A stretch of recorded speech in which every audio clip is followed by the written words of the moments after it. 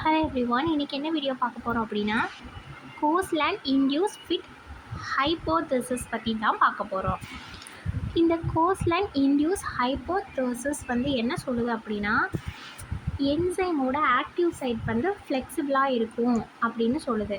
அதாவது இந்த சப்ஸ்ட்ரேட் வந்து பைண்ட் ஆகிற அந்த சைட் வந்து ஃப்ளெக்சிபிளாக இருக்கும். எப்போ அப்படின்னா, சப்ஸ்ட்ரேட் வந்து பைண்ட் ஆகும்போது இது ஃப்ளெக்சிபிளாக மாறிடும் அப்படின்னு சொல்கிறாங்க. இந்த மெத்தட் வந்து ஓல்டர் லாக் அண்ட் கீ ஹைப்போதெசிஸோட ரீப்ளேஸ்மெண்ட் மாடலாக வந்த மெத்தட் தான் இது. அந்த older lock and key hypothesis மெத்தடில் வந்து என்சைமோட ஆக்டிவ் சைட் வந்து ரிஜிட் ஸ்ட்ரக்சராக இருக்கும், ஃப்ளெக்சிபிளாக வந்து இருக்காது அப்படிங்கிறத வந்து அந்த மாடல் சொல்லிச்சு. பட் இந்த மாடல் என்ன அப்படின்னா, ஒரு சப்ஸ்ட்ரேட் வந்து பைண்ட் ஆகிறதுக்கு ஏற்றால இதோட ஆக்டிவ் சைட் வந்து ஃப்ளெக்சிபிளாக மாறும் அப்படிங்கிறத வந்து இந்த மாடல் சொல்கிறது. இப்போ இந்த மாடல் என்ன சொல்லுது அப்படிங்கிறத ஒரு ஷார்ட் அண்ட் ஸ்வீட்டாக நான் சொல்லியிருக்கிறேன். நெக்ஸ்ட் வந்து இதை டீட்டெயிலாக எக்ஸ்பிளைன் பண்ணி பார்க்கலாம். ஃபஸ்ட் வந்து ஒரு சப்ஸ்ட்ரேட் அண்ட் ஒரு என்சைம் இருக்குது. இந்த என்சைமோட ஆக்டிவ் சைட் வந்து ஒரு டிஃப்ரெண்ட் ஸ்ட்ரக்சரில் இருக்குது. தென் அந்த சப்ஸ்ட்ரேட் வந்து ஒரு டிஃப்ரெண்ட் ஸ்ட்ரக்சரில் இருக்குது. ஓகேவா? இந்த ரெண்டும் பைண்ட் ஆகும்போது அந்த சப்ஸ்ட்ரேட்டுக்கு தகுந்தால இந்த என்சைமோட ஆக்டிவ் சைட் வந்து சேஞ்ச் ஆகுது. சேஞ்ச் ஆகி ப்ராடக்ட் வந்து ப்ரொடியூஸ் ஆகுது. இதுதான் இந்த மாடலோட பர்பஸே. இதை தான் இந்த மாடல் வந்து எக்ஸ்பிளைன் பண்ணுது. இப்போ இதை கொஞ்சம் டீட்டெயிலாக பார்க்கலாம்.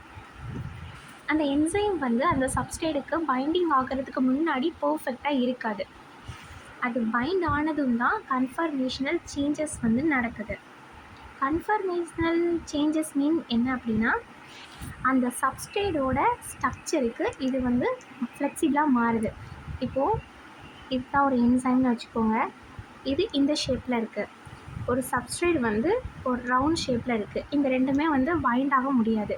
அப்போது இது வந்து பைண்ட் ஆகிற நேரத்தில் இது வந்து இந்த மாதிரி ஒரு ஷேப்பில் மாறிடுது. இந்த சப்ஸ்ட்ரேட் வந்து ஈஸியாக பைண்ட் ஆகிடுது. இதுதான் இந்த கன்ஃபர்மேஷனல் சேஞ்சில் வந்து நடக்குது. ஷேப் மாறின உடனே அந்த என்சைமோட டிரான்சிஷனல் ஸ்டேட் வந்து ஸ்டேபிள் ஆகிடும். தென் அதோட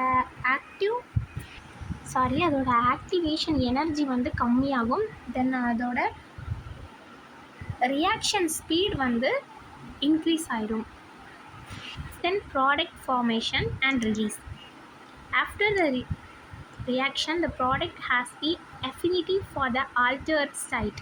ப்ராடக்ட் ஃபார்ம் ஆன உடனே அந்த என்சைமோட லெஸ் அஃபினிட்டி, அதாவது அது வந்து ரிலீஸ் ஆக ரெடியாக இருக்குது. தென் அந்த ப்ராடக்ட் வந்து ரிலீஸ் ஆகி வெளியே வந்துடும். தென் அந்த என்சைம் வந்து அதோட ஒரிஜினல் ஷேப்பில் வந்து மாறிடும்.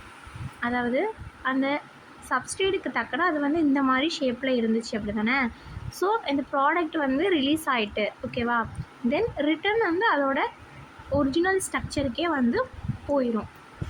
இதோட அட்வான்டேஜ் என்ன அப்படின்னா, என்சைமும் சப்ஸ்ட்ரேட்டும் பர்ஃபெக்டாக ஒத்து இல்லைனாலும் இது ஒர்க் ஆகும். ப்ராட் சப்ஸ்ட்ரேட் ரேஞ்சை வந்து எக்ஸ்பிளைன் பண்ணும். எக்ஸாம்பிளில் வந்து ஹெக்ஸோகைனேஸ். இந்த என்சைம் வந்து ஃப்ளெக்சிபிளாக இருக்கும்.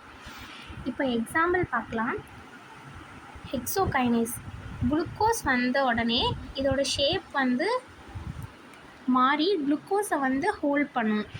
தென் ப்ராடக்ட் ரிலீஸ் ஆனதும் அதோட நார்மல் ஷேப்புக்கே போயிடும். அதே மாதிரி தான் டிஎன்ஏ பாலிமரேஸ் ரைட் நியூக்ளியோடைட் வந்த உடனே அதோட ஷேப் வந்து அட்ஜஸ்ட் ஆகிரும். இதே குளுக்கோகைனேஸ் சப்ஸ்ட்ரேட் வந்து பைண்ட் ஆன உடனே கொஞ்சம் டைம் எடுத்து ஷேப் மாறும். இது மட்டும் கொஞ்சம் டிலேவாக மாறுது, அவ்வளோதான். இந்த பிக்சர் கொஞ்சம் ஈஸியாக இருக்கும்னு நினைக்கிறேன். அதோட ஸ்டார்டிங்கோட ஷேப் என்ன மாதிரி இருக்குன்னு பார்த்துக்கோங்க. தென் எந்த மாதிரி ஒரு சப்ஸ்ட்ரேட் வந்து பைண்ட் ஆனாலும் அதோட ஷேப்பை வந்து மாற்றிக்கிடுது. தென் ப்ராடக்ட் வந்து ரிலீஸ் ஆனதும் பேக் டு அதோட ஒரிஜினல் ஷேப்புக்கு வந்து போயிடும். Thank you all. இந்த வீடியோ உங்களுக்கு பிடிச்சிருக்குன்னு நினைக்கிறேன். தேங்க்யூ.